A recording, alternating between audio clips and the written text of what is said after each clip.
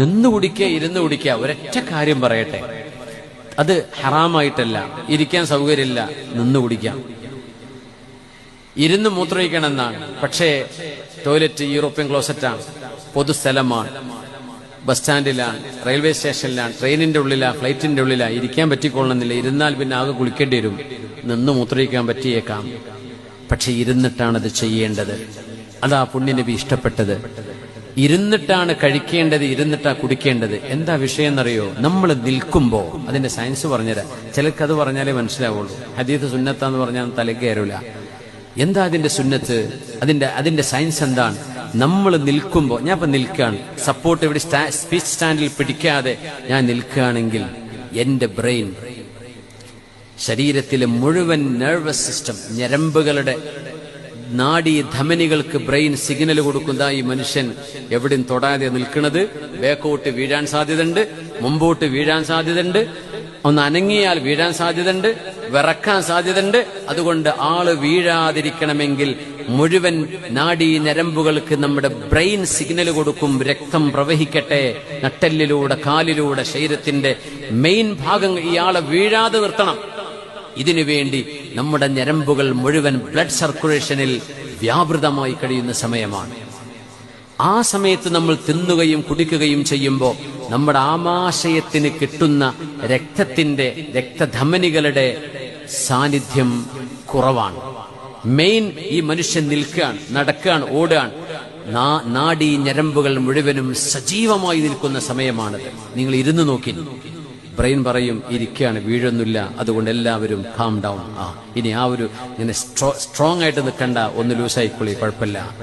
ആ സമയത്താണ് നമ്മൾ തിന്നുന്നതും കുടിക്കുന്നതുമെങ്കിൽ നമ്മുടെ ദഹനം പോലും ശരിയായി പ്രവർത്തിക്കാൻ അത് സഹായിക്കുമെന്നാണ്. ഇത് സയൻസ് പറയുമ്പോൾ പുണ്യനബി നമ്മളോട് നിന്ന് കുടിക്കരുത്. നഹാ റസൂലുള്ളാഹി സ്വല്ലല്ലാഹു അലൈഹി വസല്ലം അൻ യശ്റബ അർ-റജുലു ഖായിമാ. നിന്ന് കുടിക്കൽ നബി തങ്ങൾ ഇഷ്ടപ്പെട്ടിരുന്നില്ല, ചെയ്യരുതെന്ന് തങ്ങൾ പറഞ്ഞിട്ടുണ്ട് എന്ന് പറയുമ്പോൾ ഇത്ര വലിയൊരു സയൻസാണ് പുണ്യനബി അന്ന് നമുക്ക് പറഞ്ഞിരുന്നത് എന്ന് ആലോചിച്ചിട്ടുണ്ടോ? നമ്മുടെ ശരീരത്തിന് അതാണ് ഗുണം. ഇരുന്ന് കഴിക്കണം, നിന്ന് കഴിക്കരുത്. നിവർത്തിയില്ലേ? പറ്റും, അത് ശരിയാണ്. നിന്ന് കുടിക്കൽ ഹറാമെന്നൊന്നും പറയാൻ പറ്റൂല. സംസമുള്ള നിന്ന് കുടിക്കൽ സുന്നത്താന്നിട്ട് ആരും മനസ്സിലാക്കി വെച്ചിട്ടുണ്ട് തോന്നുന്നു. അങ്ങനെയല്ല, ഇരുന്ന് കുടിക്കൽ തന്നെ സുന്നത്ത്. പുണ്യനബി തങ്ങൾ ഹജ്ജിന്റെ സമയത്ത് സംസം കുടിക്കുമ്പോ തങ്ങൾ നിന്ന് കുടിച്ചു എന്ന ഹദീത്ത് കേൾക്കുമ്പോൾ, ഈ ഹദീത്ത് കേട്ട് അപ്പൊ തന്നെ മസല പറയണ ഒരു കൂട്ടരുണ്ട്. അവർക്ക് മദ്ഹബ് ഒന്നും ഇമാമികള് ഫിഖ് എന്ത് പറഞ്ഞു ഇതൊന്നും അവിടെ വിഷയമല്ല. അങ്ങോട്ട് പറയും നിന്ന് കുടിക്കല അല്ല. അവിടെ എന്തുകൊണ്ട് തങ്ങൾ നിന്ന് കുടിച്ചു എന്നുള്ള ഹദീത്തിന്റെ പഠനം നോക്കിയാൽ കാണാൻ പറ്റും. ലികസറത്തിൽ ഇസ്തിഹാം, വലിയ തിരക്കായിരുന്നു. ആ തിരക്കിനിടയിൽ നബി തങ്ങൾക്ക് ഇരിക്കാൻ സ്ഥലമില്ലായിരുന്നു. അപ്പൊ തങ്ങൾ നിന്ന് കുടിച്ചിട്ടുണ്ട്. ഇരിക്കാൻ സൗകര്യമുണ്ടോ? സംസമും ഇരുന്ന് തന്നെയാ കുടിക്കേണ്ടത്. അതിന്റെ അദബ് അങ്ങനെയാണ്. ഇരിക്കാൻ സൗകര്യമില്ലേ, നിന്ന് കുടിക്കാം എന്നല്ലാതെ സംസത്തിനോട് ബഹുമാനിച്ചിട്ട് എണീറ്റ് നിന്ന് കുടിക്കുക, അങ്ങനെയല്ല. അത് ബിസ്മി ചൊല്ലി ആ ബഹുമാനം കൽബിൽ വേണം, എപ്പോഴും വേണം. അത് നിന്നല്ല, ഇരുന്ന് തന്നെയാണ് സുന്നത്ത്. കുടിക്കലും ഇതൊക്കെ നമ്മുടെ മക്കൾക്ക് 7 മുതൽ 14 വയസ്സിന്റെ ഇടയിൽ പഠിപ്പിച്ചു കൊടുത്താലേ അവരുടെ തലയിലേക്ക് കയറും. ഹിജാബ് ധരിക്കുന്ന, മുഖമക്കനയിട്ട് ഹിജാബ് ധരിച്ച് ഇസ്ലാമിന്റെ അച്ചടക്കമുള്ള വസ്ത്രം ധരിച്ചൊരു കുട്ടിയെ, ഒരു പെൺകുട്ടിയെ നിങ്ങൾക്ക് അച്ചടക്കത്തിൽ വളർത്തണമെന്നുണ്ടോ? 7 വയസ്സ് മുതൽ അതിന് പ്രോത്സാഹനം കൊടുക്കണം. 14 വയസ്സിന്റെ ഉള്ളിൽ നിങ്ങൾ അവരെ കൊണ്ടത് ചെയ്യിപ്പിച്ചാൽ ഇൻഷാ അല്ലാഹ് ബാക്കിയുള്ള കാലം അവരത് ചെയ്യും. ചിലരെന്ത് പറയുന്നറിയോ? എന്റെ മോളെ അവൾക്ക് കൺവിൻസ്ഡ് ആവുമ്പോൾ അവളത് ചെയ്യും. ഒരു കുട്ടിക്ക് ബോധ്യമായിട്ട് ചെയ്യും എന്ന് പറയുന്നത് അത് എത്രത്തോളം യുക്തിഭദ്രമാണ്. നിങ്ങൾ ആലോചിച്ച് നോക്കൂ. നിങ്ങൾ നിങ്ങളുടെ കുഞ്ഞിന്റെ കൂടെ റോഡ് മുറിച്ചടക്കുക, ഈ പൊറ്റമ്മല റോഡ് മുറിച്ചടക്കുക, അവിടെ ഓട്ടോറിക്ഷ വരുന്നുണ്ട്, കാറുകൾ പോകുന്നുണ്ട്. നിങ്ങളുടെ കൂടെയുള്ള കുഞ്ഞ് റോഡ് മുറിച്ച് ഓടുകയാണ്, ഒരു കാറ് വരുന്നത് നിങ്ങൾ കാണുന്നുണ്ട്. അപ്പൊ ഈ ഉമ്മ പറയാ, അവൻ ഓടുകയാണെങ്കിൽ ഓടിക്കോട്ടെ, ഓനായിട്ട് ബോധ്യപ്പെടുമ്പോ നിന്നോളും എന്ന് പറയാറുണ്ടോ നിങ്ങള്? ആക്സിഡന്റ് ആവൂലേ?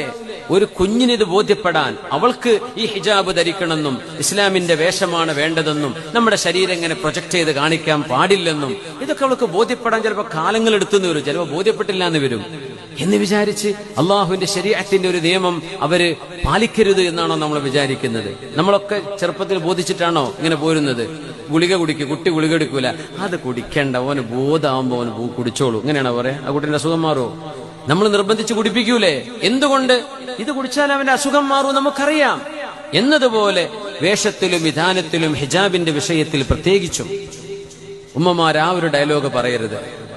അത് ഒരു ലോജിക്കല്ല പറയുന്നത്. അവർക്ക് കൺവിൻസ്ഡ് ആയിട്ട് അവർ അതിലപ്പുറം പഠിച്ചോട്ടെ, അതിലപ്പുറം ചെയ്യാവുന്ന നന്മകൾ ചെയ്തോട്ടെ. പക്ഷെ മിനിമം റിക്വയർമെന്റുകൾ ദേ ഷുഡ് ഹാവ് മെറ്റ്.